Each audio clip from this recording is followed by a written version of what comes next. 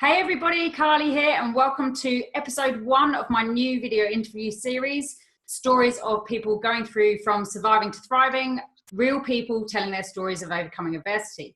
And today, my first very special guest is Tina Herring from London. She's a spiritual Cockney, Reiki teacher and coach, and a very, very dear personal friend of mine who I've known for about 15 years now. Hey, Tina.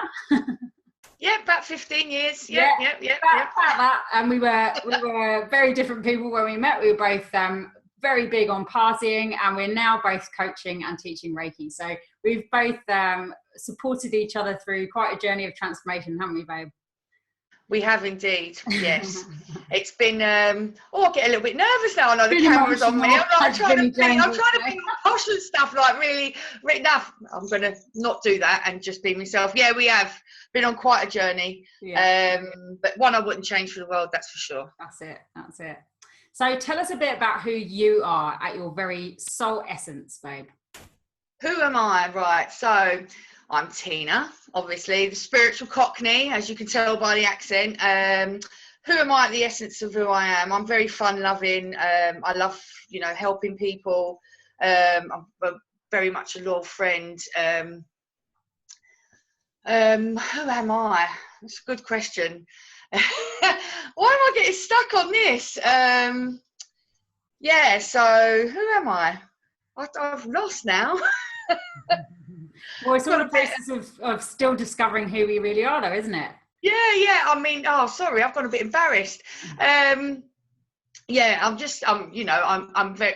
very in touch with myself and just I'm loving life and discovering who I am and uncovering all the layers and, discovering spirituality and sharing it with the world in a very down-to-earth, un-airy-fairy manner.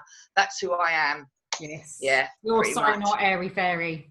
No, so completely not. No, I know.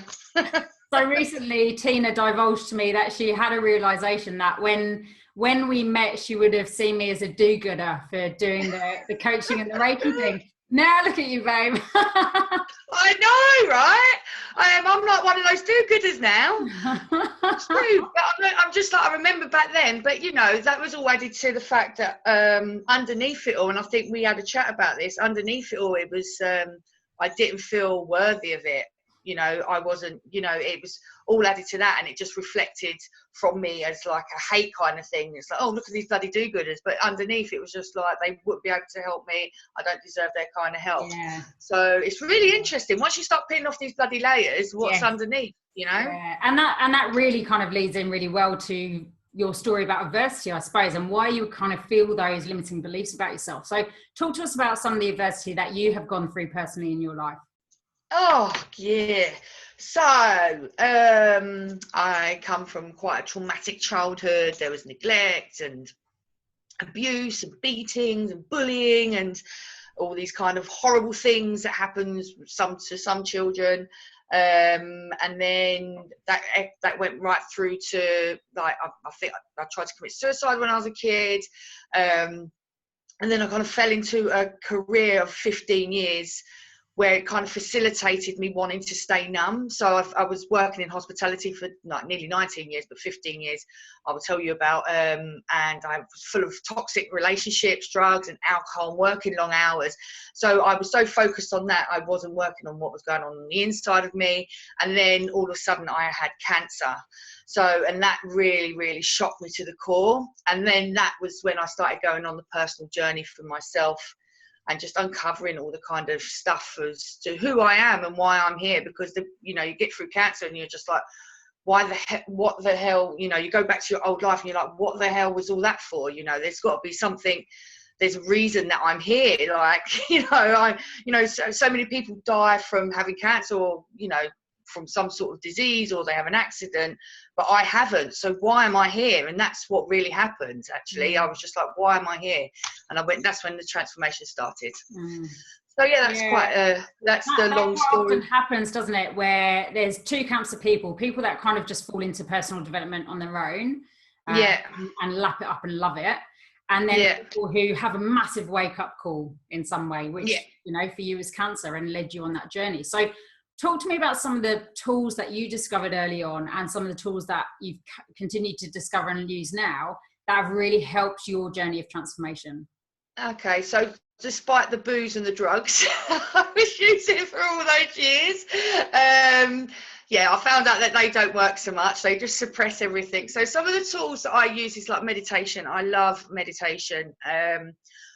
But to be honest, it's not all for it. Well, it's quite hard because I had a really, really chatty mind, and I still have like that fight or flight mode that goes on. So mindfulness and meditation really, really help me. It helps me stay calm and just get in touch with myself and my feelings and all that kind of stuff. EFT as well, which is something you introduced me to, obviously, through your course, and just chatting to you. EFT is great for a state breaker, and it also gets you in that high vibing state, which I love to be in now, like a natural high. It's amazing. It's like, wow, this actually works. What? So yeah, I think all these free tools, eh? Yeah, it's free tools. I was talking to someone yesterday, actually, funnily enough, and we were on the phone and we were just talking about spirituality and Reiki and all this kind of stuff. And I'm like, oh my God, I'm absolutely buzzing right now. It's just like, Anyway, and what I was this is basically how most of our conversations go. We're just both tools. It's true. You bounce off. Yeah, definitely. What are the other tools? I'm just trying to think. Yeah, I mean, spirituality, even though some people think, you're going to be airy fairy and that, but just, being a nice person, random acts of kindness, forgiveness, that's bingo. That's a big one.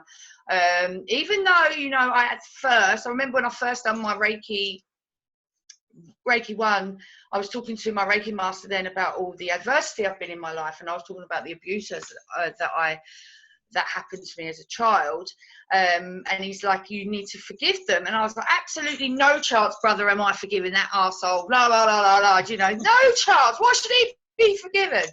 But it turns out it actually works, but you don't have to actually forgive the person, you just forgive it to get all that crazy energy out of your energy system. So it's all really about you releasing it for you, not for anyone else, isn't it? It's just about you releasing that crappy energy out of your energy field so that you can move on. Yeah. And the other one, self-love, which is something that I still have problems with now because there's something in me still. But, I went through so many years of not loving myself and trying to be someone else and trying to, I just really didn't like myself. And I think I've done a round of tapping with you when I had that huge realization last year. That was a big one, wasn't it? Yeah. That was a huge one. And, we were tapping through and that I'm disgusting came up. Do you remember? Yeah. And I was just like, whoa, Nelly, what is that? Yeah. And it just came out of nowhere at the time, didn't it? Yeah. Yeah. And then that huge realization of what has actually happened to me when I was 3 started coming up about. So that was like a huge thing, and all those emotions and feelings that I'd been feeling for so long, but I didn't know where they come from. I just thought I was even go through all the spirituality thing, and I was just like, I've still got these feelings, but where are they coming from? There's no kind of, and I'm like, maybe I am just up, and I still had that feeling. It wasn't until I had that realization last year, which was about 8 months ago now, that everything fell into place, and I was just like, wow. But all those emotions come up, and I just felt completely consumed with all that feelings of disgust and feeling of being powerless. It was just really, it just consumed me. But it was with the EFT and your Surviving to Thriving course that really helped me get back to myself quite quickly, whereas before I would have just gone straight on the bottle, been drinking, probably done a few drugs, had arguments with people, got into a toxic kind of relationship with someone, just to projecting whatever was going on inside into my outside world. And in the past it actually led to a suicide attempt, didn't it, because of feeling all those feelings but not really knowing where they were coming from. Yeah, so in that 15 years of me, well, it was 19 years, but 15 years of me working in the pub industry with the drugs and the booze and the working long hours, I got to a stage, I think it was about 10, well, maybe even longer now. It must be about 10 years ago because I knew you at the time, but you'd gone. I was just so, I couldn't look at myself in the mirror, but I didn't know where these feelings were coming from. I thought it was because of what that I'd lost my job. Well, I wasn't working at that time, and it was with money and all this, and I was just could not look myself in the mirror, like I literally. And then I was just like, I just can't do this anymore. I just hated myself so much, and where I'd come from, it was just horrible. All these negative thoughts and feelings about myself, and I go, I can't go on. And then I just took the doctor gave me a load of sleeping tablets, even though I tried to commit suicide as a child. He still gave me all these sleeping tablets and antidepressants. So I went and got a cheap bottle of Plonk and took a lot of them. And then my friends found me. For some reason they woke up and was just like, I've got to check on Tina. And they opened the door and I was just there. Yeah, this close to death at the time. But then I still woke up the next after it happened. I woke up in the hospital and I was like, if I feel like this tomorrow, I'm doing it again. But so I don't know what happened to me that night. I woke up the next day with all these ideas in my head of how I can move forward. And I had all these text messages from my friends, come down here, we're going to sort, from other people in my life. And I was just like, okay, so you're showing me something here. But then I still went back onto that kind of spiraled out of control. But I've always had this belief that the antidepressants and stuff, I've always just I don't want to take these pills because I want to be happy in myself. So I always had that feeling, when I had the clarity after trying to commit suicide, I had this feeling that I wanted to be happy in myself, not because I'm taking a pill, if that makes sense. But I was like, if I wake up feeling like I am tomorrow morning, I'm going to actually throw myself under a train. And that's how I felt. That was your darkest moment, that time in your life? I'd say, oh God, there's been many dark moments. I'd say that one was one of my darkest moments. And also because I went back there last year when I had that realization last year of what happened to me when I was 3. That was also a dark moment for me as well. Also, when I was lying in hospital and I was going through there's 3 that stick out in my head the most, and that's the suicide attempt. The way I felt, and it wasn't the way I felt beforehand, before the suicide attempt. It was the way I felt afterwards, when I still felt that darkness. I still just felt this blackness in me, and that's the only way I can describe it. And I just I didn't want to be here anymore. I can't do it no more. That's what it was. Then that's all I can say about it, is that I just could not life anymore. I just don't want to do it anymore. I don't want the drama. I don't want all this kind of, all the stuff going around in my head. And then, I went back to that place last year. And then when I was in hospital with having brachytherapy with my cervical cancer, I was lying in bed motionless with a contraption. And I'm sorry if this makes people squeamish. With a contraption inside for the internal radiation, and I couldn't move, and it just brought back all this stuff that happened to me as a child. And I was just like, I can't move, get it out of me, and all these emotions come up again. But then as soon as it was over, I completely forgot about where I was then, and it was just bubbly, it was all starting to come up then.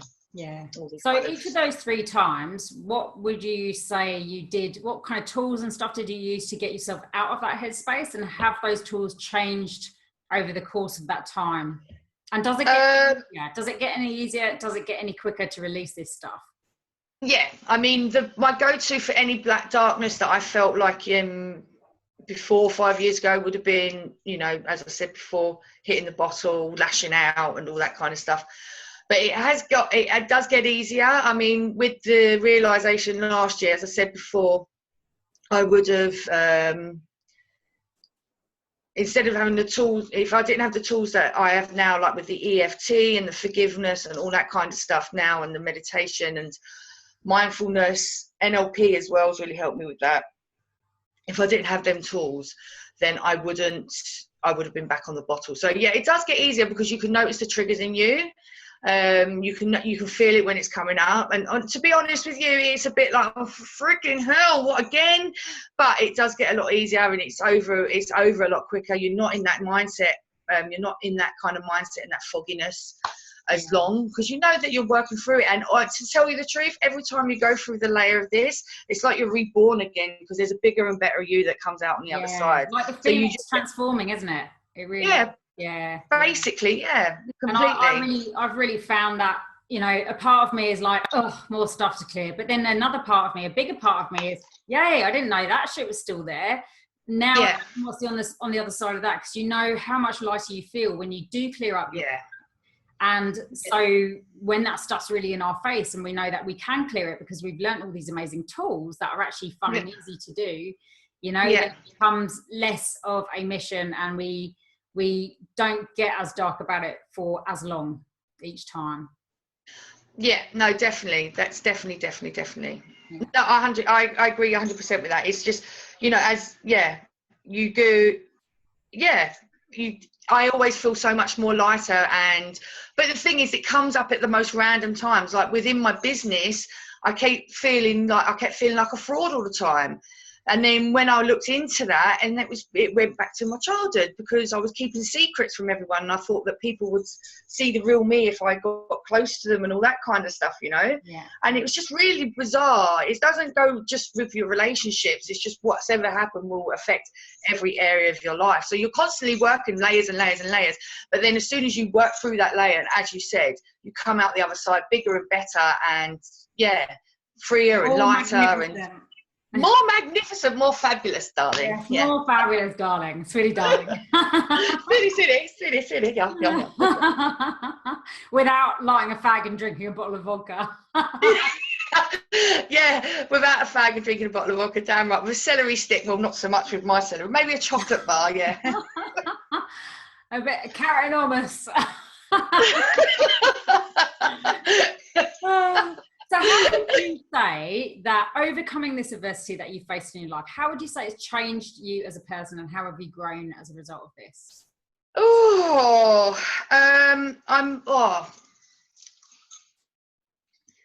It's, you know, it's, how has it changed? It's made me a lot stronger than what I am, a lot more stronger and resilient than what I would hope to be in life, because it's that, it made me a bit numb for a while, do you know what I mean? But I'd say I'm a lot more compassionate. I'm a lot more aware of what actually does go on in the world. It's helped me appreciate all the littler things in my life a lot more. You know, all the stuff that I never had, I appreciate a lot more. You know what, a lot of things that people take for granted, you know, like good family and loving friends and all that kind of stuff.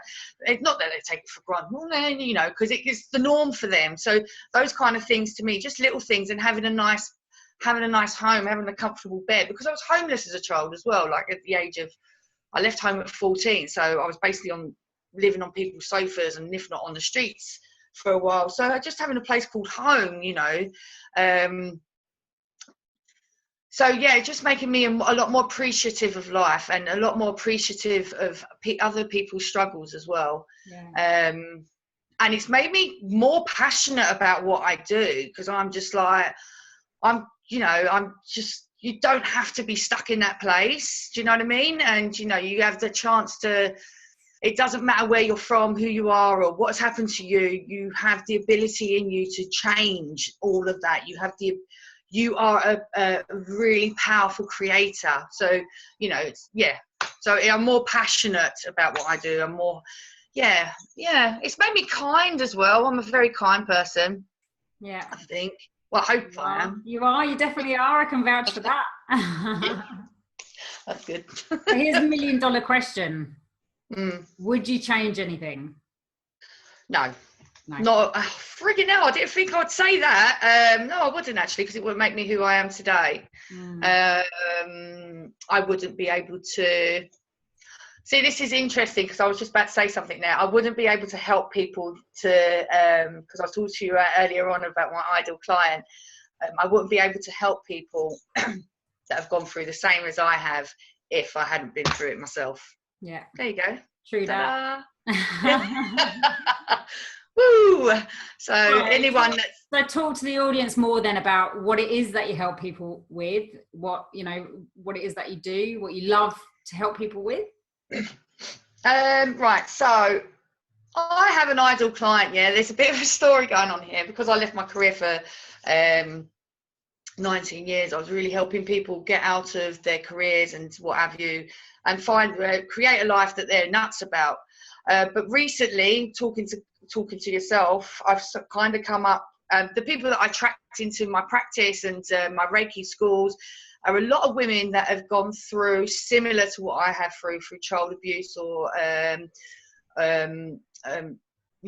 traumatic childhoods and stuff. So that's what I'm going to be doing from now on. But the people that I have come in contact with, I actually help them just get in touch with who they are and shed the layers and the shackles of all that crap that is embedded in us as a child, and so they can just really step into their own power, and so they can start leading from the heart, get in touch with themselves, start loving themselves more, and spread their wings just like a phoenix, babe. So, and now that's pretty much what I'm going to be doing from now on, focusing on that, and I will be building my business around that now. It's taken me a while to get here, but it's definitely something that I feel passionate about as of this moment.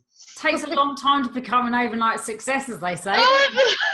I'm just like, what? Why have I been ignoring this for so long? Like, I'm like, no, I'm going to do the cancer thing, which I still do a little bit of with Macmillan.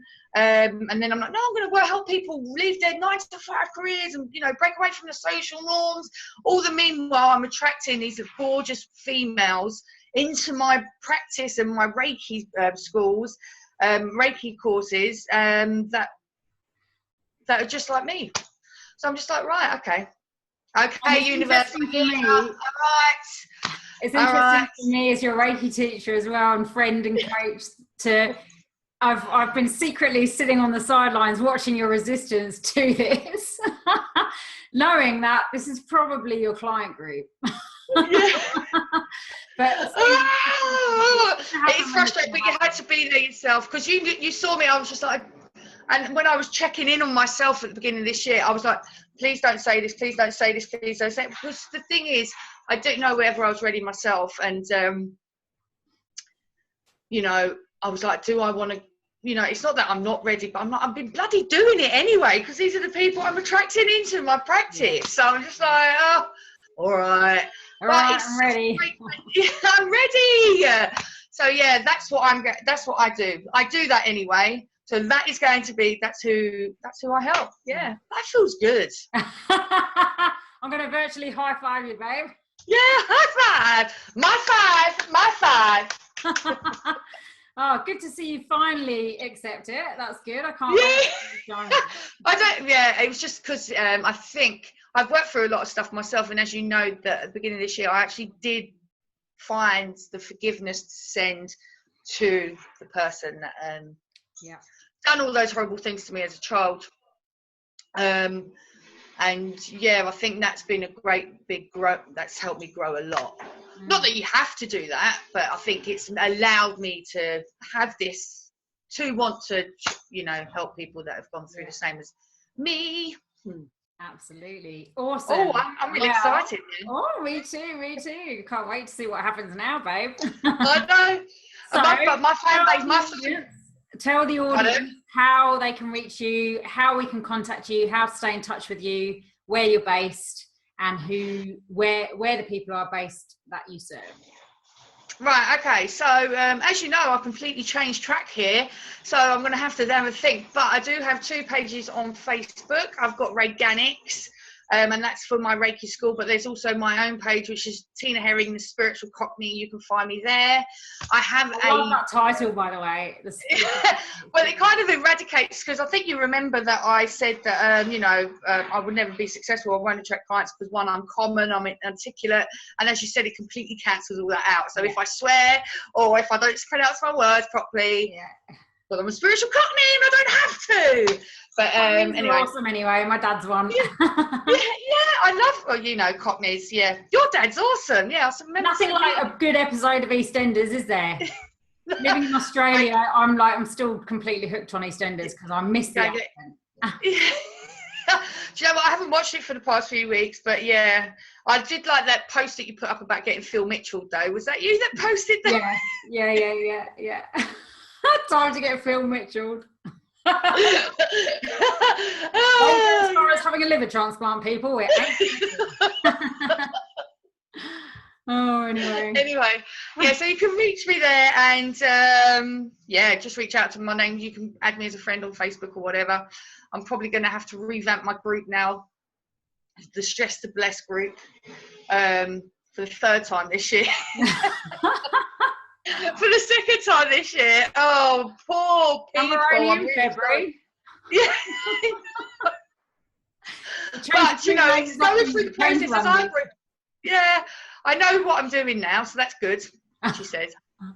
This has been like a live virtual coaching session that you're all watching. It's been great. I'm vibing high, and it's only like, what is it, 12 o'clock in the morning? No. 10 to 5 p.m. here in Perth, which means it's probably what? 10 to 9. 10 to 9, nice. This is going to be a great day. It's so boring. Awesome, Tina. Well, thank you so much for being my first ever guest on episode 1 of From Surviving to Thriving, Stories of Overcoming Adversity. Definitely jump on her page, Reigannix, on Facebook, and Tina Herring, the Spiritual Cockney, where she will regularly be posting whatever her new Facebook group name is. So feel free to follow her on there. She sends out weekly newsletters, which are awesome as well. So feel free to jump on there. And thank you for being a guest on the show, Tina. It's been awesome. I've loved every single minute of it. Love you loads, Coles. I couldn't have done it without you. Bye. Thank you so much for joining me today for my video interview series From Surviving to Thriving, stories of real people overcoming real adversity. If you're currently going through a situation that you're struggling to cope with right now, some kind of change or trauma in your life, maybe that's happened in your past and you're struggling to deal with, then I'm here for you, either via one-on-one coaching or through my online coaching program, From Surviving to Thriving, which I put together based on my own experiences of overcoming adversity and with the clients that I have worked with, helping them through their tough times. This is a combination of tools, quick and easy tools that will help you to transform your life, help you shift out of that negative mindset and into neutralising those negative emotions so that you can cope with what's going on and create a better life for yourself. Head on over to my website, coachcarly.com, where you'll find all the information you'll need. And if you want to get in touch, feel free to do so via the contact page on my website. I look forward to hearing from you soon.